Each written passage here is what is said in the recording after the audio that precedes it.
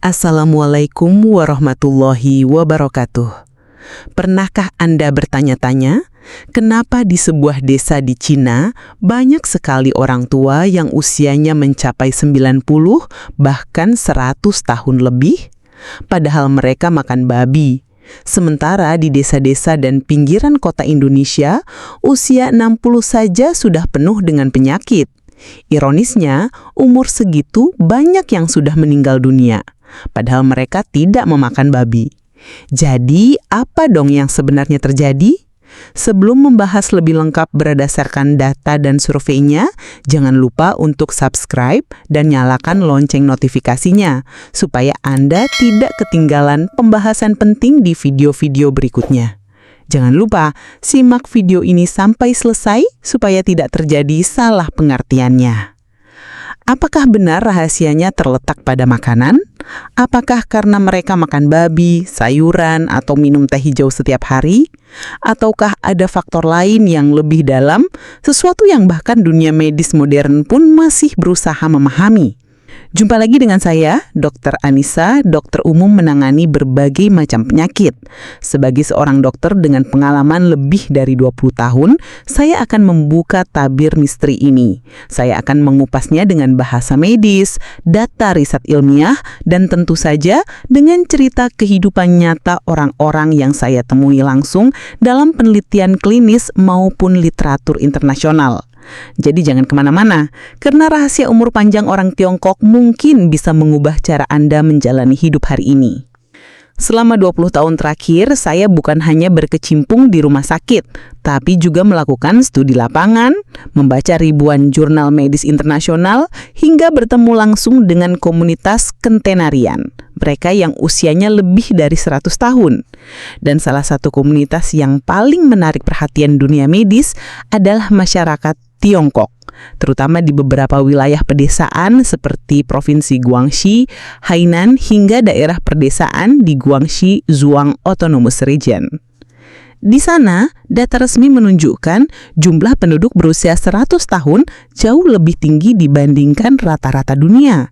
Bahkan dalam satu desa kecil bisa ada belasan orang yang usianya mencapai 100 tahun lebih. Saya ingin mengajak Anda mengenal kisah seorang nenek dari Guangxi bernama Yang Fenglan. Saat diinterview oleh tim medis pada usia 104 tahun, beliau masih mampu berjalan tanpa tongkat, memasak sederhana, dan bahkan membantu cucunya mengasuh cicitnya. Ketika ditanya apa rahasianya, jawabannya sederhana. Saya makan apa yang alam berikan, saya bekerja setiap hari, dan saya tidak pernah marah terlalu lama. Sekilas, jawaban ini terdengar biasa, tapi ketika saya melihat dari sudut pandang medis, setiap kata-katanya menyimpan petunjuk kesehatan yang dalam. Makan apa yang alam berikan, artinya pola makan mereka minim makanan olahan atau processed food, rendah gula tambahan, dan tinggi serat alami. Bekerja setiap hari. Aktivitas fisik harian mereka setara dengan olahraga ringan moderat yang dilakukan konsisten. Tidak pernah marah terlalu lama. Secara medis, ini berkaitan dengan respons kortisol atau hormon stres yang rendah, sehingga inflamasi kronis di tubuh mereka juga lebih rendah. Jadi, dalam satu kalimat sederhana, Nenek Fenglan sesungguhnya sedang menggambarkan sebuah pola hidup yang modern science baru bisa jelaskan beberapa dekade terakhir. Sekarang, mari kita bedah dengan bahasa medis. Dalam ilmu gerontologi, ilmu tentang penuaan, ada 4 faktor utama yang menentukan panjang umur seseorang. Pertama, genetika, faktor bawaan tubuh, termasuk variasi gen yang mempengaruhi proses penuaan sel. Telomerase, DNA repair mechanism. Kedua, nutrisi, apa yang dimakan setiap hari dan bagaimana tubuh memproses zat gizi itu. Ketiga, aktivitas fisik. Seberapa banyak otot, jantung, dan metabolisme tetap aktif. Keempat, psikososial dan lingkungan. Stres, relasi sosial, kualitas tidur, hingga kondisi lingkungan, polusi, udara, dan lain-lain. Dan menariknya, masyarakat desa di Tiongkok yang banyak berumur panjang ini punya kombinasi keempat faktor tersebut dalam kondisi ideal.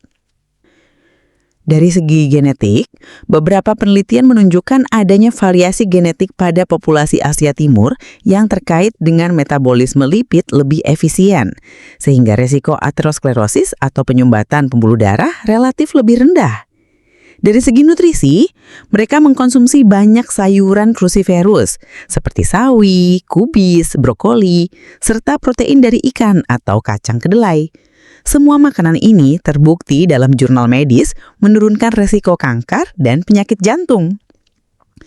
Dari segi aktivitas fisik, mereka bukan olahraga di gym, melainkan aktivitas harian, bertani, berjalan kaki, mengangkat air, atau sekadar berkebun. Itu semua membuat tubuh mereka berada pada kondisi metabolik yang sehat. Dari sisi psikososial, mereka hidup dalam komunitas erat, jarang terisolasi, dan memiliki filosofi hidup sederhana, hati tenang. Ini berdampak langsung pada sistem imun mereka. Dengan kata lain, umur panjang mereka bukan sekadar makan babi atau makan sayur, tapi kombinasi utuh antara faktor biologis, nutrisi, aktivitas, dan mental yang terjaga. Masuk ke rahasia pola makanan. Sekarang mari kita masuk ke satu hal yang paling sering diperdebatkan, makanan. Banyak orang bilang, orang Tiongkok panjang umur karena makanannya sehat. Tapi ada juga yang nyinyir, loh bukannya mereka juga makan babi, makan daging-dagingan, kok bisa panjang umur? Nah, disinilah kita perlu membedahnya dengan ilmu kedokteran modern. Di dalam dunia medis, tidak ada satu jenis makanan tunggal yang membuat seseorang panjang umur. Yang ada adalah pola diet keseluruhan. Apa yang dimakan, bagaimana cara mengolahnya, seberapa sering, dan dalam porsi berapa. Dan inilah menariknya. Orang Tiongkok di desa justru punya pola makan yang lebih dekat dengan diet seimbang alami ketimbang orang-orang kota modern. Sayuran sebagai fondasi diet. Pertama, mari kita lihat dari sisi sayuran. Dalam survei epidemiologi di Provinsi Guangxi dan Hainan, hampir 70% piring orang desa berisi sayur-sayuran, bukan daging. Sayuran yang mereka makan termasuk sawi putih, bok choy, kailan, golongan cruciferous vegetables, kacang panjang, edamame, kedelai fermentasi, umbi-umbian seperti ubi jalar, singkong, dan talas. Secara medis, sayuran cruciferous mengandung glukosinolat, senyawa yang terbukti membantu detoksifikasi hati, menurunkan risiko kanker, dan menjaga kestabilan kadar kolesterol. Umbi-umbian yang tinggi serat juga menjaga indeks glikemik tetap rendah. Inilah sebabnya, meskipun mereka makan nasi, jarang ditemukan kasus diabetes tipe 2 setinggi di kota-kota besar. Teh hijau antioksidan sejati. Kalau Anda perhatikan, hampir semua orang tua di desa Tiongkok punya kebiasaan minum teh hijau setiap hari.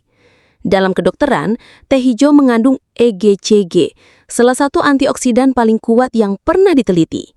Efeknya, menurunkan risiko kanker melalui mekanisme apoptosis sel abnormal, meningkatkan fungsi kognitif otak, mencegah Alzheimer, menurunkan kadar kolesterol LDL, sehingga jantung lebih sehat.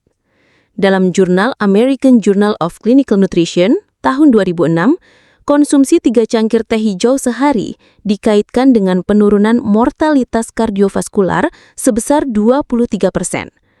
Dan orang desa di Guangxi rata-rata minum 5-6 cangkir teh setiap hari. Ikan dan protein nabati atau kedelai. Kalau bicara soal protein, orang Tiongkok desa tidak makan daging merah setiap hari. Justru, mereka lebih banyak mengkonsumsi protein dari ikan, sungai atau laut, sumber omega-3, EPA, DHA, tahu, tempe, dan kacang kedelai fermentasi. Omega-3 pada ikan bekerja menekan inflamasi, menjaga elastisitas pembuluh darah, serta menurunkan trigliserida. Sedangkan kedelai mengandung isoflavon, senyawa fitoestrogen yang membantu menjaga kepadatan tulang dan menurunkan risiko osteoporosis pada lansia, terutama wanita. Jadi, pola ini berbeda jauh dengan masyarakat modern yang tiap hari mengkonsumsi daging merah olahan, sosis, bacon, nugget, yang justru meningkatkan risiko kanker kolon. Lalu, bagaimana dengan babi? Sekarang kita masuk ke bagian paling kontroversial, babi. Yap, benar, sebagian masyarakat Tiongkok mengonsumsi daging babi. Tapi, bukan berarti itu faktor utama yang membuat mereka panjang umur. Justru, data menunjukkan bahwa frekuensi konsumsi daging babi di desa sangat rendah, biasanya hanya pada saat hari raya atau acara tertentu. Bedanya dengan kota besar. Di desa, babi yang dimakan biasanya hasil ternak alami, tanpa pakan kimia dan dimasak dengan cara sederhana, direbus, ditumis dengan sayur. Di kota besar, konsumsi daging babi olahan, hen, sosis, bacon jauh lebih tinggi, ditambah lemak trans dari fast food. Dari sudut pandang medis, daging babi bukanlah obat panjang umur. Yang membuat masyarakat desa sehat adalah porsi kecil, frekuensi jarang, dan diimbangi dengan sayuran segar. Jadi, bukan makanannya yang sakti, melainkan cara mereka mengelola pola makan yang justru luar biasa. Ini nih kebiasaan makan harian orang desa Tiongkok. Hasil wawancara lapangan yang saya baca dari China Centenarian Study 2014 menunjukkan pola makan orang desa Tiongkok rata-rata seperti ini. Sarapan, bubur nasi encer dengan sayuran rebus dan teh hijau. Makan siang, nasi dalam porsi kecil, banyak sayuran tumis, dan sedikit ikan atau tahu. Cemilan sore, ubi rebus atau buah segar, jeruk, apel lokal. Makan malam, sup sayur hangat, sedikit nasi, kadang telur rebus. Bandingkan dengan pola makan kita di kota besar. Nasi sepiring penuh, ayam goreng tepung, saus penuh minyak, ditambah minuman manis botolan. Secara kalori, orang desa Tiongkok rata-rata hanya mengonsumsi 1.800 hingga 2.000 kalori per hari, jauh lebih rendah daripada orang kota yang bisa mencapai 2.500 hingga 3.000 kalori dengan minim aktivitas fisik. Dan inilah konsep yang dalam dunia kedokteran disebut caloric restriction. Penelitian pada hewan maupun manusia menunjukkan pembatasan kalori tanpa malnutrisi dapat memperpanjang usia dengan cara memperlambat kerusakan sel dan menjaga fungsi mitokondria tetap sehat. Riset-riset medis yang mendukung. 1. China Centenarian Study 2014 menemukan bahwa 80% centenarian di Guangxi memiliki pola makan tinggi sayur, rendah daging merah, dan rutin minum teh hijau. Yang kedua, Harvard Study 2018, asupan kedelai dikaitkan dengan penurunan resiko kanker payudara dan prostat sebesar 30%. 3. Journal of Nutrition 2020, pola makan berbasis tumbuhan atau plant-based diet dikaitkan dengan umur panjang dan penurunan penyakit kronis. Artinya, rahasia panjang umur orang desa Tiongkok lebih tepat disebut kombinasi diet berbasis tumbuhan plus aktivitas harian plus manajemen stres, bukan hanya satu jenis makanan tertentu. Bagaimana dengan pola makan ke pola gerak di Cina? Karena percuma saja makanan sehat kalau tubuh jarang digerakkan. Faktanya, hampir semua orang yang usianya 90-100 tahun di Tiongkok punya kesamaan. Mereka tidak pernah berhenti bergerak. Aktivitas fisik alami sehari-hari. Orang desa di Guangxi, Hainan, atau pedalaman Tiongkok jarang sekali pergi ke gym atau melakukan olahraga yang terencana. Tapi aktivitas harian mereka sesungguhnya sudah setara dengan olahraga, intensitas ringan hingga sedang. Contohnya, petani berusia 80 tahun masih terbiasa berjalan kaki ke ladang menggendong keranjang hasil panen seberat 10-15 kg. Nenek berusia 90 tahun masih bisa membungkuk untuk menanam sayuran di kebun kecilnya. Banyak centenarian yang setiap pagi berjalan keliling desa selama 30-40 menit, bukan untuk olahraga, tapi sekadar menyapa tetangga. Dalam dunia medis, aktivitas ini disebut NEAT atau Non-Exercise Activity Thermogenesis, yaitu energi yang dibakar tubuh bukan dari olahraga formal, tapi dari gerakan sehari-hari. Riset dari Mayo Clinic menunjukkan bahwa orang yang memiliki NEAT tinggi bisa membakar tambahan 300 sampai 800 kalori per hari. Cukup untuk menjaga berat badan stabil dan metabolisme tetap sehat. Sekarang lihat pola tidur dan mengatur istirahat. Selain gerak, ada satu pola penting yang jarang dibahas. Tidur. Mayoritas orang desa di Tiongkok tidur lebih awal, sekitar pukul 20.30 sampai 21.00, lalu bangun sebelum matahari terbit. Dalam kedokteran, tidur yang konsisten dan mengikuti ritme sirkadian alami terbukti menurunkan risiko penyakit jantung, obesitas, dan Alzheimer. Sebuah studi di Sleep Medicine Reviews 2019 bahkan menyebutkan bahwa kualitas tidur yang baik dapat memperpanjang harapan hidup hingga 5 tahun lebih lama. Jadi tidak heran kalau nenek berusia 100 tahun di desa masih bugar, karena tidur mereka tidak pernah diganggu lembur kerja atau begadang dengan gadget. Hubungan sosial dan komunitas yang erat. Sekarang kita masuk ke aspek sosial. Salah satu faktor besar yang membedakan orang desa dan orang kota adalah hubungan dengan komunitas. Di desa Tiongkok, lansia tidak pernah benar-benar hidup sendirian. Mereka tinggal bersama anak, cucu, bahkan cicit. Mereka masih dilibatkan dalam pekerjaan rumah tangga, mengasuh anak kecil, atau memberi nasihat dalam keluarga. Secara medis, hubungan sosial yang kuat ini sangat penting.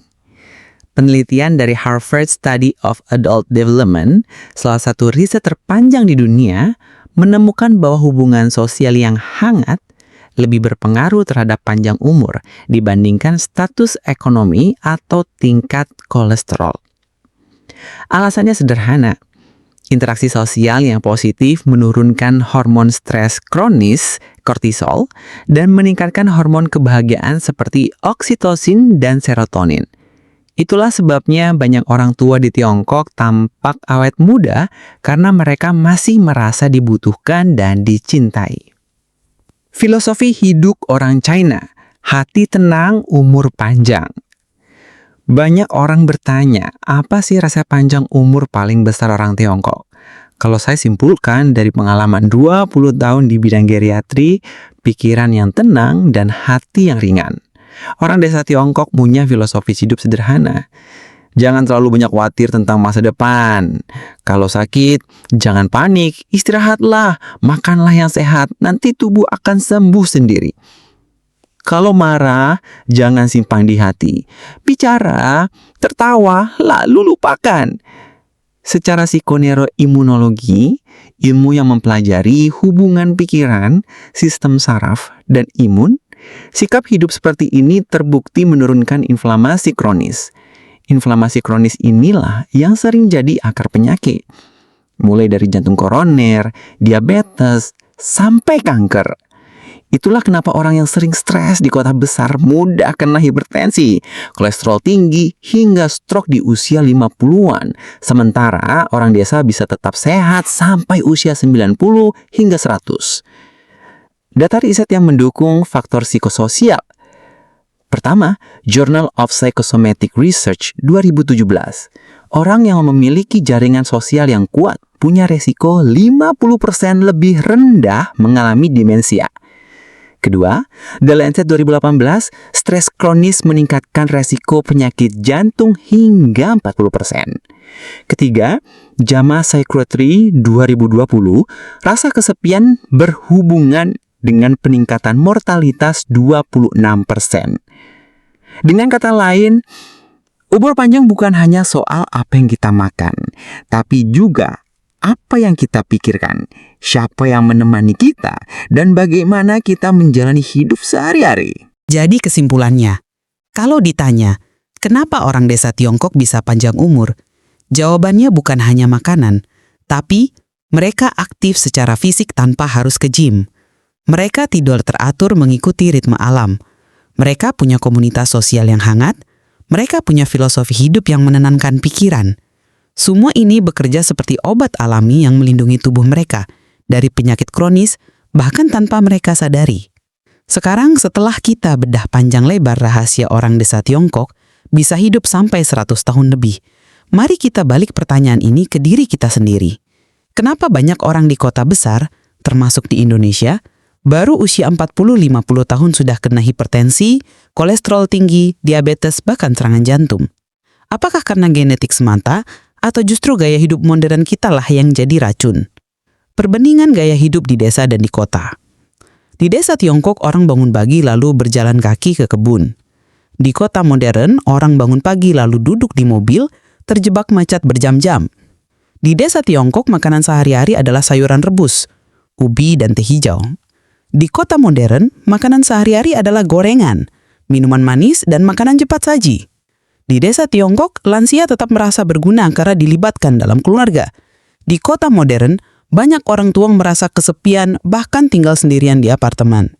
Secara medis, semua faktor ini membentuk apa yang kita sebut sebagai lingkungan promotif kesehatan, lingkungan yang mendukung tubuh tetap sehat.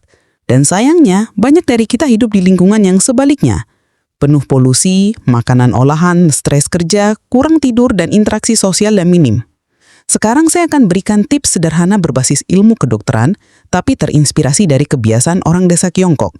Ini bisa langsung Anda terapkan mulai besok. 1. Perbanyak sayur dan serat. Pastikan setengah piring makan Anda berisi sayur. Tidak harus bok choy, bisa diganti dengan kangkung, bayam, atau daun kelor. Batasi daging olahan. Sosis, nugget, dan makanan instan meningkatkan risiko kanker. Lebih baik konsumsi ikan, telur, atau tempe. 3. Biasakan minum teh tanpa gula. Kalau tidak suka teh hijau, bisa teh hitam atau teh herbal lokal. Yang penting, tanpa gula tambahan. 4. Bergerak setiap hari. Tidak harus ke gym, cukup jalan kaki 30 menit. Menyapu rumah, berkebun, atau naik turun tangga. 5. Tidur teratur. Usahakan tidur 7-8 jam. Hindari begadang. Ingat, hormon tubuh kita bekerja mengikuti matahari. 6. Jaga hubungan sosial. Seringlah ngobrol dengan keluarga, tetangga, atau teman. Hati yang tenang lebih kuat melawan penyakit daripada obat mahal. 7. Kelola stres. Jangan simpan marah terlalu lama. Belajarlah tertawa, bercanda, dan menerima hidup apa adanya. Kesimpulan medis. Jadi, rahasia umur panjang orang desa Tiongkok itu bukanlah pada satu jenis makanan tertentu. Bukan karena babi, bukan karena nasi, bukan juga karena ramuan ajaib. Rahasia mereka ada pada kombinasi harmonis. Makanan alami yang sederhana, aktivitas fisik harian, tidur cukup, hubungan sosial yang hangat, filosofi hidup yang menenangkan pikiran. Dan semua ini kalau kita terapkan di Indonesia bisa membuat tubuh kita lebih sehat, pikiran lebih ringan, dan umur kita insya Allah lebih panjang. Sekarang pertanyaannya adalah, apakah Anda mau terus hidup dengan gaya modern yang penuh penyakit, atau mau mulai meniru kebiasaan sederhana ini demi masa depan yang lebih sehat? Kalau menurut Anda video ini bermanfaat, jangan lupa tekan subscribe untuk mendukung channel ini, karena setiap minggu saya akan membagikan rahasia kesehatan yang mungkin bisa mengubah hidup Anda. Dan tuliskan di kolom komentar dari mana saja Anda sedang menyaksikan video ini, dan jangan lupa subscribe channel Sylvia Healthy Hair supaya saya lebih bersemangat memberikan tips kesehatan lainnya. Menurut Anda kebiasaan mana yang paling susah dilakukan? Makan sayur, olahraga, tidur cukup, atau mengelola stres? Saya ingin baca cerita dari Anda. Insya Allah saya akan membalas keluhan-keluhan Anda jika sudah sempat nanti, karena siapa tahu cerita Anda bisa jadi inspirasi untuk orang lain. Ingat, umur panjang bukan soal nasib, tapi soal pilihan hidup. Sampai jumpa di video berikutnya, dan tetaplah sehat.